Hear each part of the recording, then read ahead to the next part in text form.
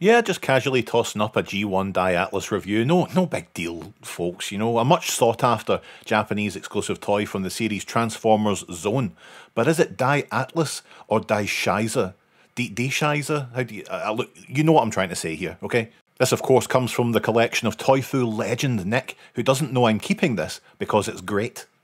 Like a lot of Japanese exclusive late-era G1 toys, DAI Atlas is a bit of a brick. Articulation-wise, we're looking at the shoulders and the elbows, but that rigidity allows the toy to do some pretty impressive stuff in the other modes. And that's not to say the robot mode itself isn't impressive. DAI Atlas is very well put together. He's huge, for one. Here's some size comparisons for you from a whole range of eras.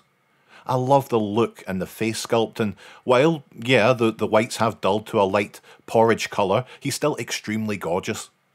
DAI Atlas is a powered master, not a power master, not a power master, mind you, a powered master. That means we've got a pretty decent motorised gimmick. And look at the ease of access on these battery compartments, secure without needing a screwdriver. Fantastic. Fart that switch on the back up the way and you're moving forwards at a brisk pace. Flip it down and you're headed to backwards town. There's more to this feature, but we'll come to that later if you just hod your wisht. I should say the tank treads had perished a while back, but as luck would have it, I've got loads of talented and generous pals, as Matt from Sloth and Crocodile made some new ones, plus we slapped on some new Toy Hack stickers with Nick's permission. Accessories are where it's at with DAI Atlas. There's a lot, and a lot of permutations. First we've got his big gun, to which you can attach these radar dishes for a ballistic shield. There are two ramp sections that you can combine along with this brace piece and this conical platform to make a very odd shield too, and this guy's got shields for days. The big lad comes packaged with a Micromaster partner called Speeder, and yes, he is supposed to be this plain, and white, but age has put paid to that, a futuristic car that turns into a fun wee robot. Taking apart the big shield, we can make a little battle platform for the little fella too, so he can feel involved. Final major accessory is made up of these wings, pressing them together to get the zone-powered cutter. Now, look, I've got to commend them for trying. I mean, here it is on the show, how it's supposed to look. You know, they can only do so much. It was 1990. We didn't even have TF Wiki back then. Imagine trying to design toys in 2024 without TF Wiki. You'd have all sorts of moulded details in the wrong places and stickers everywhere. It would be a mess. That's only one mode though. We have 4 in total. Kinda. Almost. Maybe.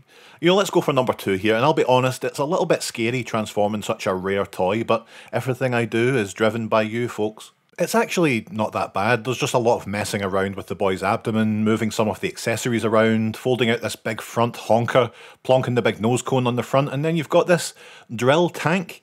I do change my mind on whether I like drill tanks or not quite often, but this time, yeah, sure. Yeah, it's very chunky. There's a little cockpit for Speeder to have his lunch, and of course it can go like the clappers, and the drill spins too, if you can believe that. But let's say you want to go airborne. Impossible, you'll be told. Look at this thing, it's way too big. Well, what if we turned the arms around and added some wings to it? Maybe a little tail fin?